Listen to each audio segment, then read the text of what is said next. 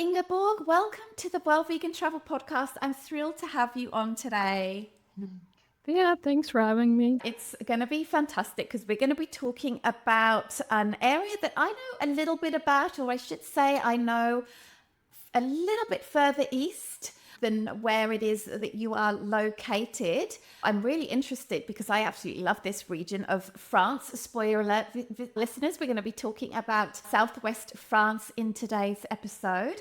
And because this area just has so much for people to explore. Can you tell us a little bit about what it is that you do in the vegan travel space? Yeah, so we have a gite. It's called the Mindful Gite. In France, a gite is sort of a guest house. So if you have a separate space next to your house, yeah, you can rent it out or use it for family and friends. So we do both. It's for rent, and people can come over and enjoy our beautiful countryside here, but it's also available for friends and family. I see. And gites are a very popular form of accommodation for French people, right? Yeah, exactly. Yeah. Yeah, and it depends a bit on what you offer, but sheets can be just accommodation. It can be also including table d'hôte, or so that means you can have sometimes dinner served in the evening or not. So it really depends what they offer. But in general, I see gîtes in a lot of places, and it's a bit different from each other. Yes. Yeah. I remember when I was a child being raised in the UK, we did a couple of times have a gîte holiday. And I remember we would get these like catalogs through the mail on all of the different gîtes. And I just absolutely loved looking through them. You would just have something from a very sort of basic accommodation, just a very small little farmhouse, very rustic, to something really rather special. So I really feel like if you choose a gîte for your accommodation when you're in France, you're really having a holiday like the French would holiday, right? Exactly. Yeah, absolutely. I love it. So tell us a little bit about the Mindful Gite and how it was that you came to set up this accommodation for travelers. Yeah, so when we bought the house, actually, the gîte was in a perfect shape. It's quite old, but it's very charming. And we just did some modernization, let's say. We painted the walls and make sure that everything is fresh again and everything is useful. So when you arrive at our house, they're close to each other, but there's a view that is private in front of the gîte, so we won't look at each other. And in summer, it's fully covered with ivy, which is beautiful. And in autumn, it turns all red, all the leaves. So that's also very charming. So if your own entrance, you come right into the living room where there's a nice fireplace and a kitchen. And we have a bathroom and one big bedroom as well. So it can be like a self-catering setup, actually. Absolutely, yeah. Everything in there is what you need to accommodate yourself. Yeah. Was it already a gîte when you bought it, or was it maybe like a farm sort of complex? Because I do know that a lot of gîtes, sometimes, people, they will purchase like an old farm and then will have all of these like outbuildings, like sheds and barns. And as a result, they're able to add one or two gîtes to their property. So what was it before you purchased it and turned it into the Mindful Gite? Yeah, so we did some background search because we were quite curious where it come from. Our neighbors together with us before was one big property, was one big farm. So the house we live in and the gîte were also barns. Our house, we think it was a lot of storage because of the setup in our house is quite quirky. And we think, but we're not 100% sure, the gîte used to be a barn for pigs or other animals. But when we bought it, it was already fully renovated to a livable house. And that was already there for 25 years. The last owner lived here for 25 years. And before that was a Swiss person who actually renovated everything. Yeah, so it's a long time ago that it was a barn. When we bought it, she occasionally rented it out for family and friends, but not a lot. And she lived here with her mom. And her mom lived in the Gite and she lived in the main house. So that was the main purpose of what they use it for. I see. So how long have you owned this property? 3.5 years right now. 3.5 years. So you purchased it in COVID, and you're not actually French, right? So No. how did all of that go down? Yeah, we lived in the Netherlands together. I'm Dutch and my husband is Canadian. But his mom is French. His parents actually bought a house in Montflanquin, which is 10 minutes from us. And that house was in the family for a long time already. My husband already visited Montflanquin as kids. Even his mom visited as kids. So the area is quite familiar to his family. So when I met his family, we also visited in this area. And we were looking for a house where we have a lot of space for our own garden and be a bit more self-sufficient. In the Netherlands, it's very hard to find for a normal price. So we started looking in this area. And yeah, it was COVID, so we couldn't really go over the border so easily. So his parents actually looked to all the houses we found online. So they did a lot of work for us. And they found this house. We really liked it from the photos and videos. And then we made an offer in the Netherlands actually without seeing the house ourselves. Yeah. I've heard that happened quite a lot during COVID. People did some things that they maybe wouldn't have done in normal times. Exactly, yeah. But the good thing is in France, you have 10 days to think about if you really want to purchase it after you put an offer in, and nobody can buy it from you. So we used those 10 days to come over the border and see it ourselves to just make sure that we really loved it, of course, because it is a big thing. You just don't buy something without seeing it yourself. But the moment we stepped on the property and saw the house, we really liked it. I love it. And you call it the mindful gite. What does that mean, the fact that it's a mindful gite? Yeah, so we call it that way because we both really like to be as sustainable as possible. So mindful of the environment and mindful of the world and what we do, what our impact is. I also offer recently yoga sessions and or meditation sessions. It's a bit included. So also that part is a bit mindful. Altogether, we thought it would be nice to put that in the name, call it the mindful gite. I see. Obviously, the mindful gite is like a self-catering kind of setup, but you also do provide some meals. Can you talk about that? Yeah, so we offer a vegan breakfast. We created a menu for our guests. So we have 5 different options. That makes it a bit easier for us to know what they might be ordering. All on our menu is one of our favorite breakfasts.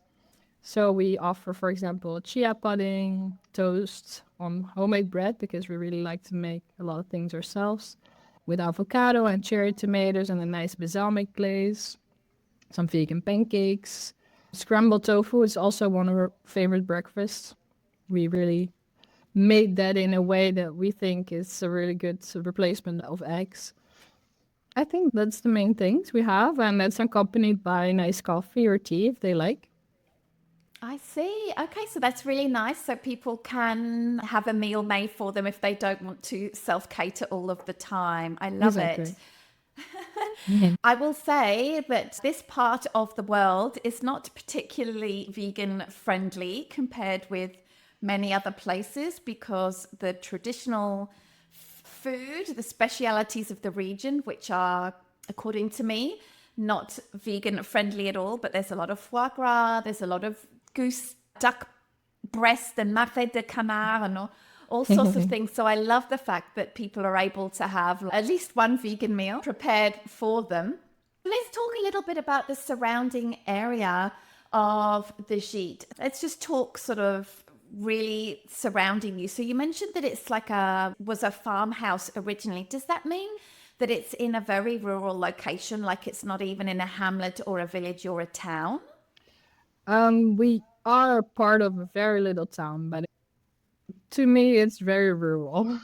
We have neighbors close to us, but we don't look into each other's property. So We actually look out over fields and valleys a bit further away, especially in winter when all the trees are empty.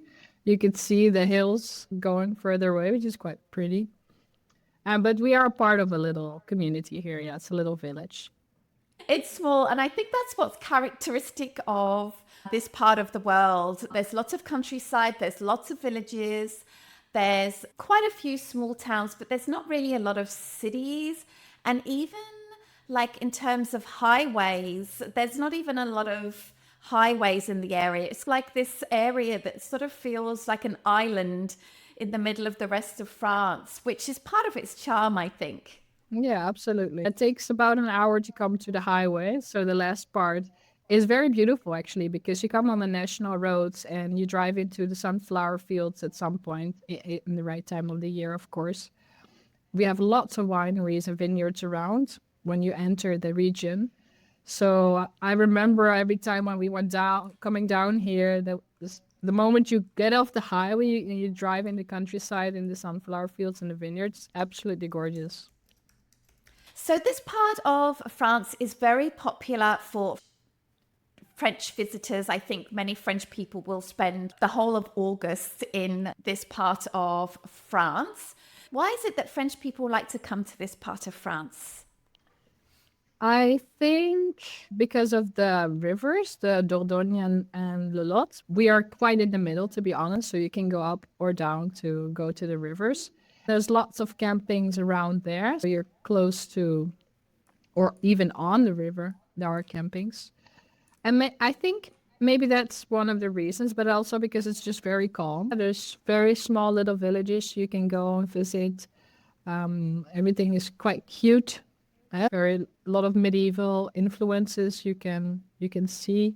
Beautiful countryside, plus the calmness and the water around. Is it very forested in the area? Do you have a lot of forest or not really? No, not really. No. It's more countryside. We have some patches of forest, so sometimes we go for a forest walk, but it's not really a big forest. Yeah, it's a lot of like farmland and rolling hills, I think, Exactly. if it's similar to the area that I know about. That's Yeah. great. A big attraction for this part of the world are those cute villages and towns that are just like postcard, picture perfect. Are there any particularly that you recommend, and why do you recommend them? Yes, the one we often go is Montfranquin. One because we know it, and one because of our parents-in-law lived. My parents-in-law lived there, and it's on the hill. Has a gorgeous square in the middle. It has very nice market, beautiful church, and actually the view from the village looking towards other bastides further away is very beautiful to look at, especially on a clear day. So it's very special. You go all the way up on the hill, and there's that little town. You see it from far away. And from there, you see even further away other castles and bastides. And another one, which is also quite close to us, which is not on a hill, but has a more lively market. It's more busy, has more tourists in summer as well. Therefore, also more options when you go shopping, and there's more restaurants and terraces around. So it's a bit more lively. A little one which is a bit further away is called Pujol, which is close to Villeneuve-sur-Lot, which is actually the bigger city where we do groceries. Again, that also goes all the way to the top. And it's very petite, so it's very small. Also with a nice little square, and the setup of the houses and how the houses are maintained with lots of plants that the people who live there put outside. It's very green outside. So when you walk through those little streets, everything is beautifully organized. That's another one I would recommend if people come here. I see. And something I know about this part of the world is that there are a lot of towns or villages, I should say, that are classified as the most beautiful villages in France. Do you have any of those close by? Yeah, actually, the three I just mentioned are in that book. I remember my parents have that book. When they come over here, they will go look and see if there's more to visit. It must be so good for the economy of that small town or village when they are designated as one of the most beautiful villages because France loves to classify things. They really like to have rankings for different things. That's something that I've noticed so much. And one of my favorite ones that they do in France is they will classify a village based on how flowered it is, like how many flowers. So it can be like a 1-star ville fleurée, or a 2-star ville fleurée, or a 3-star ville fleurée. And during the summertime, there'll just be flowers absolutely everywhere. And of course, these most beautiful villages in France, they don't give away these classifications willy-nilly. You have to be quite beautiful if you're going to be in that list. But I'm looking at some pictures right now, and it is absolutely gorgeous with the creamy white stone that is characteristic of this part of the world. It's just really lovely. It is, yeah, absolutely. And I think this part of the world is also really interesting for people interested in history, because you've already talked about all of these bastides and castles, which is like a remnant from like the 100 Years' War, right? Yeah, it's very old. So if you're interested in history and looking back at that, there's lots to find out. Definitely in the castles. Everything is within 20 or 30 minutes by car. The castles are all very different, which I really like. We have castles that more like ruins, so more open spaces. There's castles that are beautifully renovated with lots of rooms inside. There's castles with a whole setup with lots of old games they used to play back in the days. Also very great for kids, but even for adults. We really like that as well. And the Bastides itself, there's tours in all those little villages as well, because there's so much history and so much to talk about how it was before. So yeah, definitely for those who are interested, it's a nice area to visit.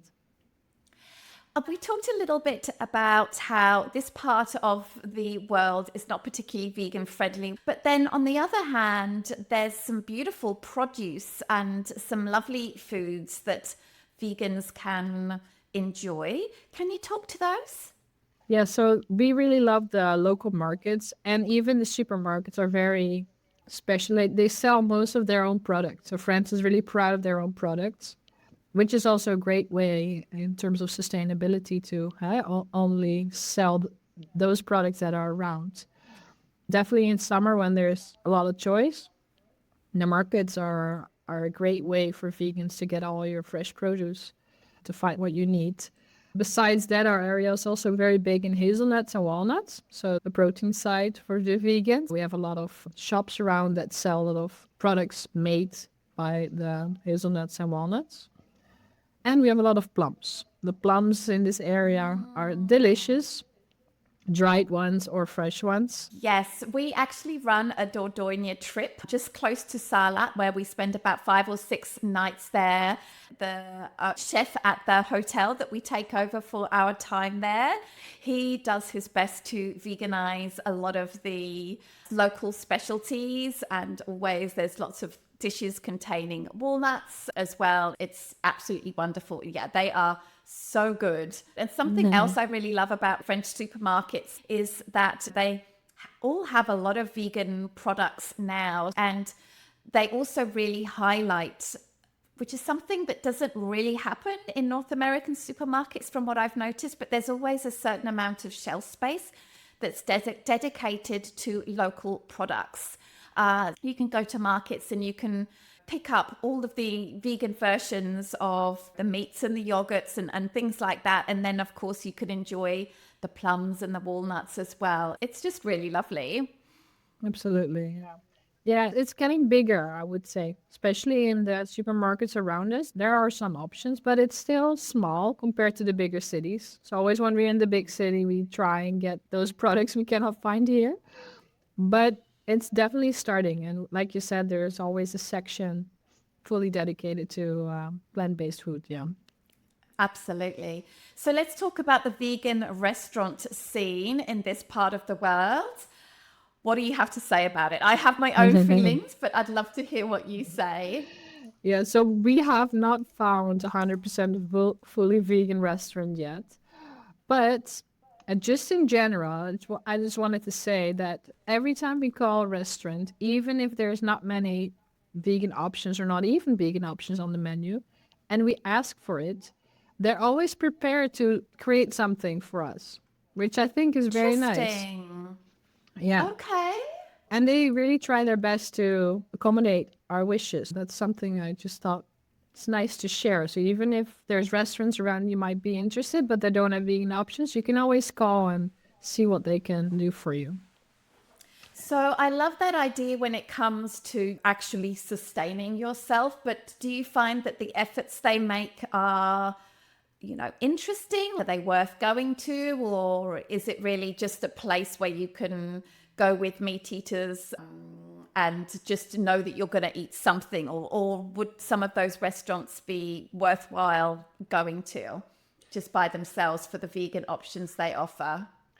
It depends a bit, I think, on the quality of the restaurant. If it's a simple restaurant, you can expect also very simple vegan option they might create for you. And those are perfect if you have indeed some friends or family that are meat eaters. I would recommend, if you're vegan and you like to have something more special, to definitely go to the restaurants that already have vegetarian or vegan options on the menu, which most can be found in Amet or Aimé without the T and the end in French.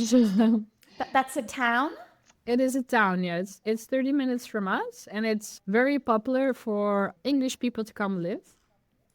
So it's a Okay. big English community. And because of that, you can see that there's way more options and diversity in restaurants. And besides the fact that it's a very cute town with lots of live music in summer and a nice square, they also have lots of vegan options in a couple restaurants. For example, Walnut or Le Margot. And even the other restaurants around the square are open to create something vegan for you.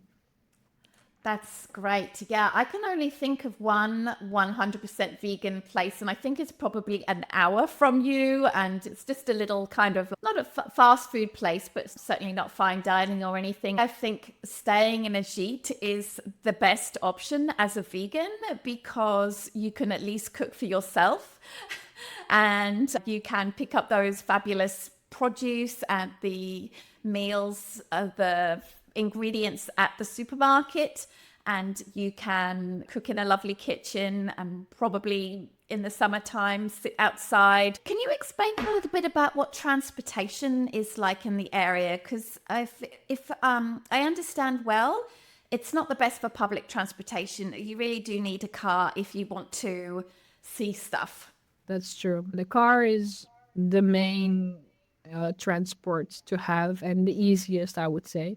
There are some local buses. We haven't even figured out the schedule, but there are possibilities. The good thing is that there is an airport in Bergerac for those who come from the Netherlands or UK, for example. There's quite some options during summer and all year round. And that's 30 minutes from us. So that's not too far, and you can rent a car over there, or if necessary, could even pick you up. We also have some trains, but the closest stations is Agen, I think, and that's 50 minutes from us. However, that is connected to Bordeaux and Paris, to the main lines. I see. Yeah, I think car hire or driving, unfortunately, is the best way of doing it. I remember a long time ago, maybe 20 years or so ago, I was living in the northeast of France and I had a week off and I decided to go to the Périgord area. I didn't have a car and I was trying to do it all by public transportation. It was very hard, and because there were so few buses and few trains, I could really only hit one thing every day. And there was so much that I wanted to see in terms of the cave paintings and the castles, and it was just really hard. Maybe things are a little bit easier now. There's so much information online, but back then it was really hard to figure out. Yeah. Can you recommend a particular time to come to this part of the world, or maybe a particular time to avoid coming to this part of the world? Maybe because of the weather, maybe because things are closed, maybe because there are some huge festivals that drive the prices up, or it just becomes really busy, or maybe festivals that people would really want to attend? To me, summertime is the best to come. It might be a bit hot, but in general, when people are on holiday, don't mind that. They like sun and hot weather, so that's good. You can see in all the villages around us when it's summertime and the tourists are coming, there's way more stalls and way more opportunities to go out for lunch, sit on a terrace, have more markets even, or bigger markets. And in August or around August, we have lots of medieval festivals in all those medieval villages, which is quite popular. So there's lots of things for kids organized, but it's also very nice for adults to go see, how they paraded it through the streets back in the day. Yeah, it's quite a special event, I think, to come have a look because it's really from this area. I love it. I love it. So I'm sure listeners are thrilled to learn about this fabulous accommodation option, a gite, that they can stay at in this beautiful part of the world where they can self-cater and get a wonderful vegan breakfast and, of course, support a vegan business as well. I'd love to know, Ingeborg, what is your plans for your business? Do you want to expand or are you quite happy with what you have created as it is? I think for what we have at the moment and our lifestyle and having the calm around us, having one sheet is perfect and not too many people around us and still very private. However, I got quite inspired after my first pregnancy to be more for service in the health of pregnant people. So at the moment, I would really, like to think about expanding a sustainable and vegan retreat for pregnant women, where I can also include prenatal yoga. There are lots of retreats around, but not many prenatal retreats. So that's something I would wish for the future, to look in the area for a beautiful location. I can use the knowledge and experience I had myself and with the network I created around me, like doulas and midwives at the moment, to create something beautiful for pregnant women. Oh, I love that. That is so nice. I would love it if you wouldn't mind finishing up our conversation today by letting our listeners know where they can find the Mindful Gite, how they can book, if there are any tips or tricks in order to be able to make a reservation with you. Mm-hmm. Yeah, you can find our Gite on Airbnb, on veggie hotels, and on veg visits. So those are the three main websites we are offering our Mindful Gite. But we also have our own website. However, you cannot really book on the website. It will refer to the other three websites.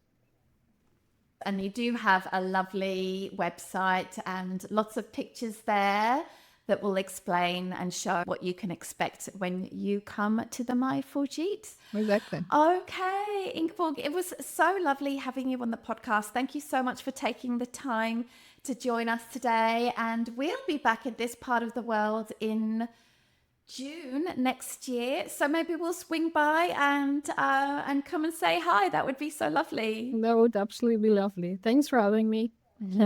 Thank you. Thank you.